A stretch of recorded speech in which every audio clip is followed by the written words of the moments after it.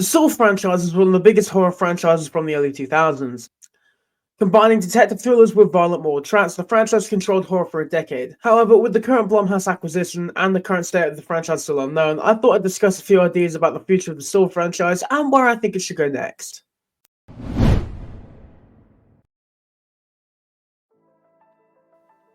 Before I discuss the future, let's recap the franchise as quickly as I can. Spoilers ahead.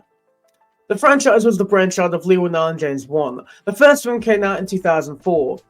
Saw, following the story of two men trapped in a dilapidated bathroom. At the same time, a detective is trying to find out where their location is and catch the notorious Jigsaw killer. It all culminates with everyone in the bathroom and one of the men, Dr. Gordon, escaping. However, the other man, Adam, is left in the bathroom for dead by the Jigsaw killer, who was revealed to be in the room with them the whole time. Saw 2, released in 2005, and is centered on Detective Eric Matthews, a police officer with a rather dodgy past. He is investigating the Jigsaw killer, and he ends up finding him. However, a new game has already started.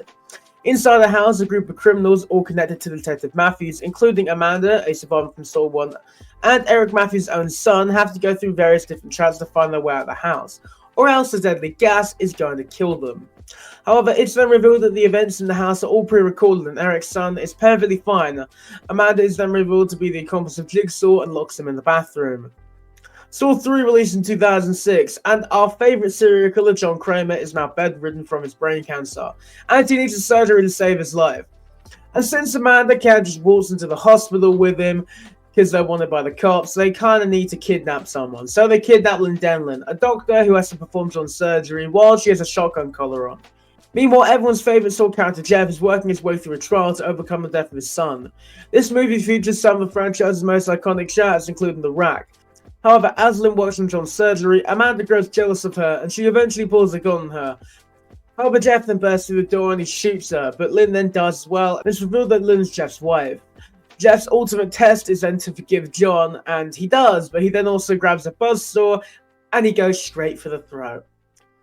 Saw 4 released in 2007, and it picks up after Saw 3 with John Kramer's autopsy, where a wax-coated tape is found in his stomach. This film focuses on Daniel Rigg, a SWAT officer always trying to save people and be a good person. So of course, Jigsaw decided this is the perfect guy for a game. Rigg is forced to go through a series of games to learn that he can't save everyone. Meanwhile, Agent Storm and Perez join the investigation and try to figure out more about the case. Back with Rigg, he is nearing the end of his game, and he finds Detective Eric Matthews from Saw 2, and Detective Mark Hoffman in the room. And so his game is basically just to stay still and not interfere. However, Rigg being Rigg, he enters the room and he tries to get Matthews free, but it ends up with Matthews' head getting crushed by 2 blocks of ice, and Hoffman apparently electrocuted.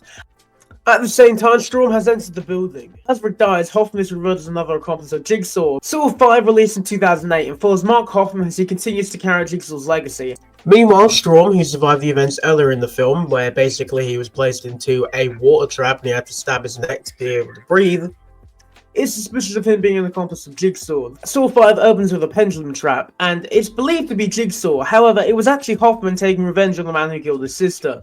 Jigsaw then caught him and blackmailed him into being an accomplice. Meanwhile, a group of people waking up in the game, and through their selfishness, many of them die. Very gruesome deaths, I might add. Before it's then revealed that in the end, all 5 of them couldn't survive if they just weren't selfish. Storm then continues searching for Hoffman as he believes he's found him. However, Hoffman then outsmarts him as Storm believes he's trapped him. However, Hoffman then descends into the floor while Storm gets crushed. Saw 6 released in 2009, once again focusing on Hoffman, who is now working with the FBI to try and catch himself, aka Jigsaw. The game aspect of the film focuses on William Easton, the CEO of an insurance agency who declares people who are actually sick, as insurance agencies do. He then works through different rooms, each with a moral aspect to them, to teach him that all lives matter, and that he shouldn't deny people the right to live. In the final trap, William's confronted by the greatest threat in the whole franchise, Roderick. He pulls a lever, and then it has one of the greatest deaths in the whole franchise, where acid goes into him and it burns his whole insides. Back with Hoffman, the FBI finally figures out that he is the other Jigsaw accomplice, and he then goes on a blood-soaked rampage through the entire police department, killing everyone before he's then found by Jill Tuck, Jigsaw's ex-wife. She uses a reverse bear trap to trap Hoffman. However, unbeknownst to her, he escapes and survives. However, he is not left unharmed. Saw 3D released in 2010, and before I get to the plot, I gotta mention that this film is the best Saw film of all of them because it features my goat Chester Bennington, RIP. The film opens with a love triangle trap where ultimately the two men decide that the girl who was playing both of them isn't worth it. Back with Hoffman, after surviving the events of Saw 6, he's out for revenge on Jill Tuck. However, the entire police department now knows that he is the final Jigsaw accomplice, so he can't exactly walk up to her and just ask her to come with him. Anyway, the film's game focuses on Bobby Dagan, a man who has gained fame by pretending to be a Jigsaw survivor. However, he never went through it himself, so in the end, his whole team and his wife all die, with him left to pick up the pieces. Back with Hoffman, he gets a hold of Jill, and then he kills her, with the same reverse bear trap that was on Amanda. It's kind of fitting. However, just when he thinks he's got away, he's ambushed by a group wearing the infamous pig mask, led by Dr. Gordon, who's been working behind the scenes with Jigsaw since the very beginning. I guess he could have saved Adam in the end. Anyway, Gordon locks up Hoffman away in the original bathroom, and in a moment of really shitty 3D, throws the only way he can escape out the door. Jigsaw was released in 2017 and was the first Saw film in 7 years, as the final chapter did not perform best. This film is a reboot of the franchise, taking place years after the original film, and it follows Logan Nelson, a morgue worker who works alongside the police department to solve a new Jigsaw game, and the supposed return of John Kramer 10 years after his death. However, in the end, it's revealed that Logan was an accomplice of John Kramer, surprisingly, and was actually someone in his original game. He then kills the lead detective, and the movie ends. Borrowed from the Book of Saw, released in 2021, and it follows Chris Rock and Samuel L. Jackson as Detective Zeke Banks and retired Chief Marcus Banks. Zeke gets a new partner, and the both of them are on a case for a new series of Saw copycat killings, and they target cops. Zeke thinks that the killer might be someone in the department, or connected to the department. However, in the end, it's revealed that it was his rookie partner, Shank, who lied in order to get close to him, as he wants to work with him to clean up the department, and in the end, Marcus gets shot by the SWAT unit in the wrong place, wrong time moment, and Shank gets away. Saw X released in 2023, and it takes place between Saw 1 and Saw 2. The film followed John Kramer on a then unknown game and storyline that is very much focused on John Kramer, and the film follows him as he goes to Mexico for a miracle cure to his cancer. However, it's then revealed that it's all just a scam led by Cecilia and her boyfriend. However, Jigsaw then gets revenge by sending them all into traps, and just when it seems like Cecilia has the upper hand, it's revealed that this was all Jigsaw's plan all along, and her and her boyfriend are then left in the room with toxic gas. The film ends with John, Amanda, and a young boy leaving the warehouse. However, Cecilia is still alive. That brings us to where we are now, with various different moments where Saw 11 was happening, and then it wasn't, then it was, to then it officially being cancelled. And now Blumhouse owns half the rights to the franchise.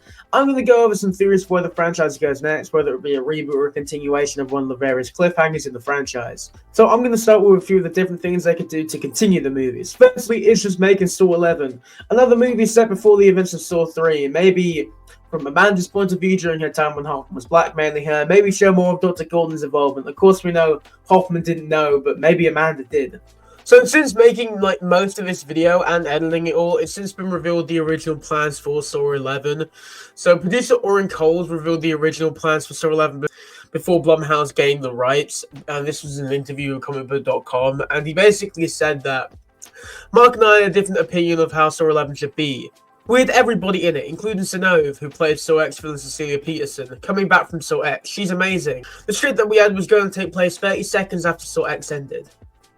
Another thing they could do is just make Spiral 2. As bad as Spiral is, I want to see how it continues. You know, you can definitely do something with the story that they wanted to tell there with the cop killer and the copycat Jigsaw. I think there was definitely more story to tell past just, one movie, maybe even 3. Now, as for a reboot, it's been said that James Wan has been given full creative control over the franchise, and there is a high possibility that he'll do a reboot. However, should he do it? Well, I think a reboot is a good idea, start fresh with younger actors and a new storyline. But I do think they should at least finish off the current storyline and wrap up all those loose ends, rather than just leaving all those cliffhangers out there with no definitive ending. Ultimately, I think there should be at least 3 movies before a reboot. One being Saw 11, another movie in between the other entries. Another being Saw 12 to wrap up any possible questions around Hoffman and tie up Jigsaw. Finally, I think there should be a sequel to Spiral. Even though I don't like it, and even though it has loads of flaws, I think there is a way to make it a much better sequel. And, I do enjoy the more police-focused aspect of the movie. Alright, so since making, editing, and doing basically everything for this video, and I was literally about to upload it, we've since gotten basically the news of what Saw 11 was going to be, and also some other news. So, let's go over that quickly. So, firstly is the current plan for Saw 11, which is not going to be Saw 11. It's going to be a half reboot. Potentially a new timeline with Tobin Bell back as John Kramer, and a sequel to Saw X isn't the goal until further notice.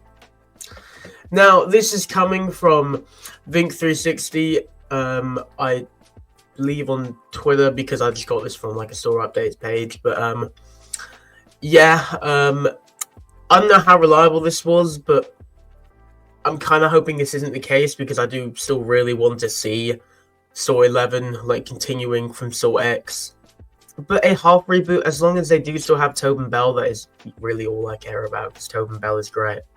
But yeah, that's just my thoughts on where the Saw franchise should go next. Blumhouse having partial control does worry me. You know, Jason Blum has already expressed interest in doing a Saw crossover with Megan, which makes zero sense. But yeah, in conclusion, just give us another goddamn Saw movie and at least make it good.